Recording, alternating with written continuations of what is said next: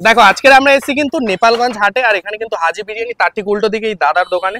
দাদা কেমন আছো? ভালো আছি। আর শুনেছি নাকি তোমার এখানে স্পেশাল লস্যি পাওয়া যায়, কলকাতার ফেমাস। হ্যাঁ, রাশিয়ান দুধের লস্যি। রাশিয়ান দুধের লস্যি। তো কি ভাবে বানানো হয় একটু দেখানো যাবে? ইয়েস। তো দেখো এখানে কিন্তু দাদা কিন্তু এখন লস্যি বানাচ্ছে। এই রয়েছে কিন্তু দেখো মিক্সার। দাদা কি হাতেও বানানো হয় নাকি? হ্যাঁ, হাতে বানালে খুব গাঢ় হবে, মেশিনে বানালে জাস্ট একটু পাতলা হবে। আচ্ছা, আর এখানে কিন্তু চলে গেল কি বরফ। বরফ। আর এই যাচ্ছে এটা দই। হলো এটা বিন নুন আছে। বিট নুন। আচ্ছা, কত বছরের দোকান তোমার এটা? 4 বছর। 4 বছর, বাহ। আর এই যাচ্ছে চিনি আর ম্যাঙ্গো দিয়ে দিচ্ছি, মানে ফ্লেভারও যায়। আচ্ছা, দাম কি আছে তোমার এখানে লস্যির? 30 টাকা, 20 টাকা, 25 টাকা, 30 টাকা, 10 টাকারও আছে। হ্যাঁ। বাহ, এটা কি সারা 12 মাসে পাওয়া যায় নাকি না শুধুমাত্র গরমকালে? গরমকাল বলতে গেলে জাস্ট শীতৌত থাকবে।